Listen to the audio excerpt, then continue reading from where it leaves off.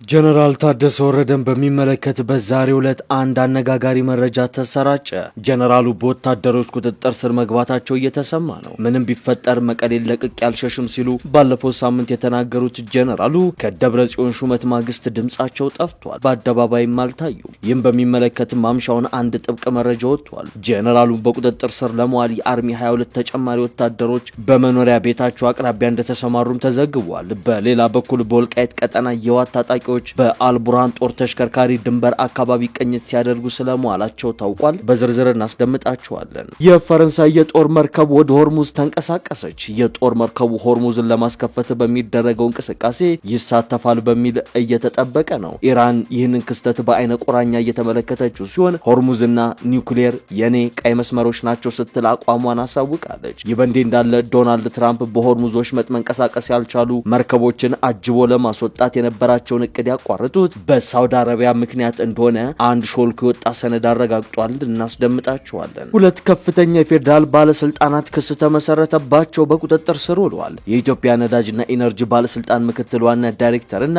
የኢትዮጵያ ነዳጅ አቅራቢ ድርጅት ዋና ዳይሬክተር መንግስት ከ20 ሚሊዮን ብር በላይ እንዲያጣ አድርገዋል፣ እንዲሁም በአገሪቱ የተለያዩ ከተሞች የነዳጅ እጥረት እንዲፈጠር አድርገዋል በሚል ተከሰዋል። ዝርዝሩን ይዘነዋል። የተወደዳችሁ የአንድ አፍታ ሚዲያ ቤተሰቦች አክብሮታዊ ሰላምታችን ያላችሁበት የዓለም ዳርቻ ይድረሳችሁ። ለአሁን የተሰሙ መረጃዎችን አጠናቅረን መጥተናል። እንደተለመደው ቪዲዮ ላይክ አድርጋችሁ በመጀመር አብራችሁን እንድትቆዩ ግብዣችን ነው። ወደ ዝርዝሮቹ እናምራ።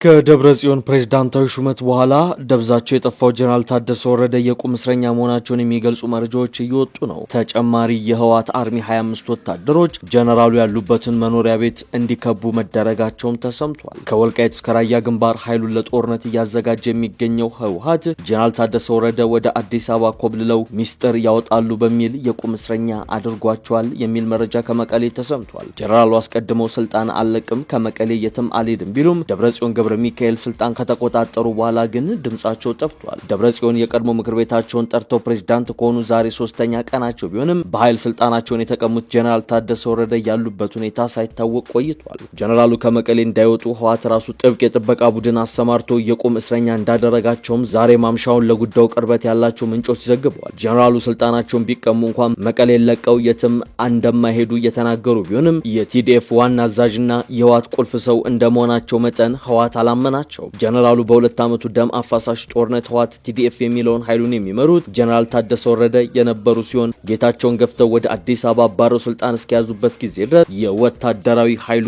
መሪም ነበሩ።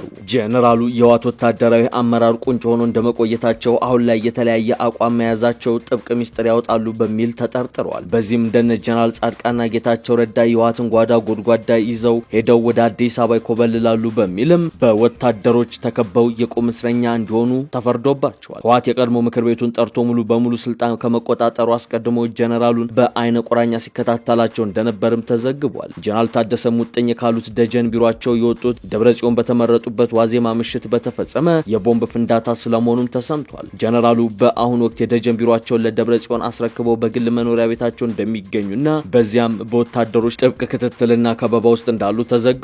ጀነራሉ ከቢሯቸው የወጡት የግል ጠባቂዎቻቸውን ብቻ አስከትለው ባዶ እጃቸውንም እንደሆነ ተሰምቷል። ጀነራሉ ለጊዜው ከመቀሌ ለመውጣት ሙከራ ባያደርጉም ህወሓት በመኖሪያ አካባቢያቸው የራሱን የጠበቀ ኃይል አሰማርቶ እንዳይንቀሳቀሱ ከበባ ውስጥ አስገብቷቸዋል። ጀነራሉን የቁም እስረኛ ያደረገው ህወሓት ከተሳካለት አቋማቸውን ቀይረው አብረው እንዲሰለፉ፣ ካልሆነ ደግሞ ከመቀሌ ንቅንቅ እንዳይሉ በአይነ ቁራኛ እየተከታተላቸው እንደሚገኝ እየወጡ ያሉ መረጃዎች ያመላክታሉ።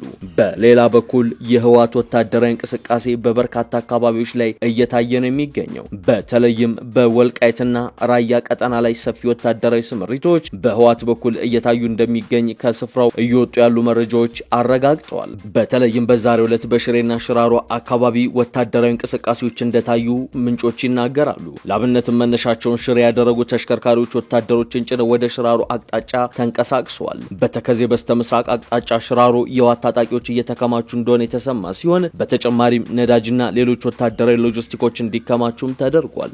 በሌላ በኩል የህወሓት ታጣቂዎች በሁመራ ትይዩ ባሉ አካባቢዎች ማለትም እንደ ሐምዳይትና ሸረሪና በአልቡርሃን ጦር ወታደራዊ ተሽከርካሪ በመሆን ወታደራዊ ቅኝት ሲያደርጉ መዋላቸው ተዘግቧል። ታጣቂዎቹ ከማለዳ አንስቶ እንቅስቃሴና ቅኝት ካደረጉ በኋላ ወደ ካምፓቸው እንደተመለሱ መረጃዎች ወጥተዋል። በ2013 የፌዴራል መንግስት ህገወጥ ነው በሚል ውድቅ አድርጎት የነበረውና የምርጫው ህገወጥነት በፕሪቶሪያ ስምምነት ጸንቶ የነበረው የትግራይ ክልል ምክር ቤት በህወሓት ውሳኔ ዳግም ወደ ስራ መመለሱ በሁለቱ ኃይሎች መካከል ያለውን ውጥረት አንግሶታል። ከዛሬ ነገ ጦርነት ፈነዳ በሚልም ከፍተኛ ስጋት እንደተፈጠረ ከየአካባቢዎቹ የሚወጡ መረጃዎች ያረጋግጣሉ።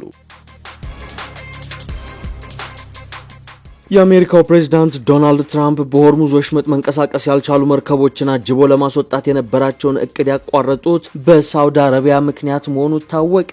ኤንቢሲ ሁለት የአሜሪካ ባለስልጣናትን ጠቅሶ እንደዘገበው ሳውዲ አረቢያ እሁድ ዕለት ትራምፕ እቅዳቸውን ይፋ ሲያደርጉ መደነቃቸውን ዘግቧል። የሳውዲ አረቢያ ባለስልጣናት የአሜሪካ ወታደራዊ አውሮፕላኖችም ሆኑ የጦር ጄቶች ከሳውዲ የልዑል ሱልጣን የአየር ኃይል መነሳትም ሆነ በሆርሙዝ ወሽመጥ መውጫ ያጡትን መርከቦች ለማጀብ በሚደረገው ዘመቻ የሳውዲ አየር ክልል መጠቀም እንደማይችሉ መናገራቸውን ምንጮቹ ለኤንቢሲ ተናግረዋል። ትራምፕ በጉዳዩ ላይ ከሳውዲው ልዑል መሐመድ ቢን ሰልማን ጋር ቢነጋገሩም ሊያሳምኗቸው እንዳልቻሉ ዘገባው ጨምሮ ጠቅሷል። ከዚህ በኋላ ትራምፕ ወሳኝ የሆነውን የአየር ክልል ፕሮጀክት ፍሪደም ሲሉ ለሰየሙት ወታደራዊ ዘመቻ መጠቀም ስለሚያስፈልግ እቅዳቸውን ለጊዜው ለማዘግየት ወስነዋል ሲሉም ምንጮቹ ለዜና ጣቢያው ተናግረዋል። አሜሪካ ከእስራኤል ጋር በመሆን በኢራን ላይ ጦርነት በከፈተችበት ወቅት ሳውዲ አረቢያ የጦር ሰፈሯንና የአየር ክልሏን የዩናይትድ ስቴትስ ጦር እንዲጠቀምበት ፈቅዳ ነበር። አንድ የአሜሪካ ባለስልጣን ለኤንቢሲ ሲናገሩ የሳውዲ አረቢያ ትብብር በቀጠናው ለሚደረግ ማንኛውም ዘመቻ ወሳኝ ነው ይላል። ዶናልድ ትራምፕ የሆርሙዝ ወሽመጥን ለማስከፈት ይዘውት በነበረው እቅድ የጦር አውሮፕላኖች የመከላከያ ሽፋን ለመስጠት ወሳኝ በመሆኑ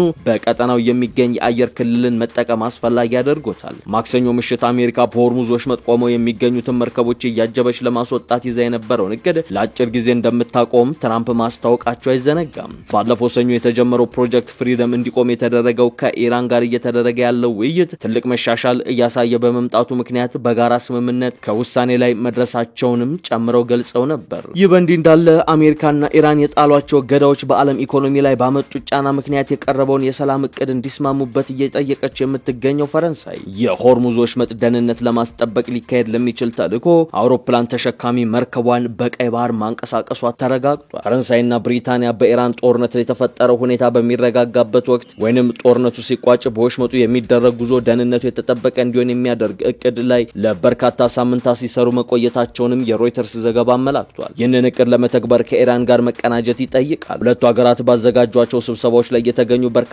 ሀገራት በተልዕኮ ለመሳተፍ ፈቃደኛ ሆነዋል። የፈረንሳይ ጦር ባወጣው መግለጫ ቻርልስ ደጎል የተሰኘውና በጣሊያንና በጀርመን ጦር መርከቦች የሚታጀበው አውሮፕላን ተሸካሚ መርከብ በደቡባዊ ቀይ ባህር በኩል ጉዞ እንደጀመረ አስታውቋል። የጦር መርከቡ ስምሪት ቀጠናው የኦፕሬሽን ሁኔታውን የመገምገምና ደህንነትን ለማጠናከር የሚረዱ የቀውስ አስተዳደር አማራጮችን የማስፋት ዓላማ እንዳለውም አስታውቋል። የአጋር ሀገራት ኃይሎች ከዓለም አቀፍ ሕግ ጋር በሚጣጣም የመከላከያ ማዕቀፍ ስር እንዲቀናጁ የማስቻል ዓላማ እንዳለውም ተገልጿል። ለጋዜጠኞች ማብራሪያ የሰጡ አንድ የፈረንሳይ ፕሬዝዳንት ጽሕፈት ቤት ባለስልጣን እያቀረብን ያለነው እቅድ ኢራን መርከቦቿን በወሽመጡ ማሳለፍ እንድትችል በምላሹም የኒኩሌር ቁሶችን ሚሳኤሎችን እና ቀጠናውን በተመለከተ ከአሜሪካውያን ጋር እንድትደራደር ነው ብለዋል። አሜሪካን በበኩሏ በሆርሙዝ ወሽመጥ የጣለችውን እገዳ በማንሳት በምላሹ የኢራንን የድርድር ቁርጠኝነት ታገኛለች ሲሉ የፈረንሳይን አቋም መግለጻቸውን የሮይተርስ ዘገባ አመላክቷል።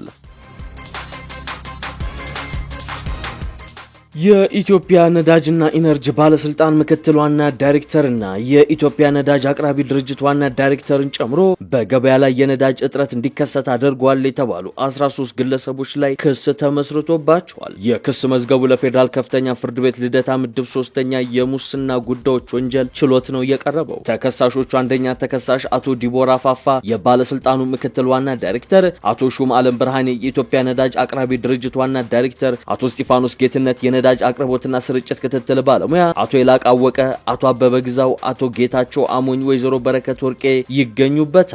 አንደኛ ሁለተኛና ሶስተኛ ተከሳሾች ከመመሪያ ውጭ ለተቋማት የነዳጅ ግዢ ፍቃድ በመስጠትና ከሰባተኛ ተከሳሽ ጋር በመመሳጠር ተከሳሿ 466058 ሊትር ነጭ ናፍጣ በኮንትሮባንድ ለወርቅ አምራቾች እንድትሸጥ አድርገዋል። በዚህም በመንግስት ላይ ከ8.4 ሚሊዮን ብር በላይ ጉዳት አደርሰዋል። በገበያ ላይ የነዳጅ እጥረት እንዲከሰት አድርጓል። ግለሰቦቹ ስልጣንን አላግባብ በመገልገል ከባድ የሙስና ወንጀል እንደፈጸሙ በክስ መዝገቡ ተጠቅሷል። አንደኛ፣ ስድስተኛና ስምንተኛ ተከሳሾች በጥቅም በመመሳጠርም ስምንተኛ ተከሳሽ በድምሩ ከ1 ሚሊዮን 284 ሺህ ሊትር በላይ ነዳጅ ያለ አግባብ እንዲያገኝ በማድረግ በመንግስት ላይ ከ22.5 ሚሊዮን ብር በላይ ጉዳት እንዲደርስና የነዳጅ እጥረት እንዲከሰት አድርጓል በሚልም ተከሷል። አንደኛና ስድስተኛ ተከሳሾች በዋና ወንጀል አድራጊነት እንዲሁም ስምንተኛ ተከሳሽ በልዩ ወንጀል አድራጊነት ስልጣንን ያለ አግባብ በመገልገል ከባድ የሙስና ወንጀል ክስ ተመስርቶባቸዋል። ዘጠነኛ ተከሳሽ ማለትም የኛ ፔትሮሊየም ኃላፊነቱ የተወሰነ የግል ማህበር ባለቤትና ስራ አስኪያጅ ከህግ አግባብ ውጪ የነዳጅ አከፋፋይነት ፍቃድ እንዲያገኝ በማድረግ በመንግስት ላይ ከ2.3 ሚሊዮን ብር በላይ ጉዳት አድርሷል።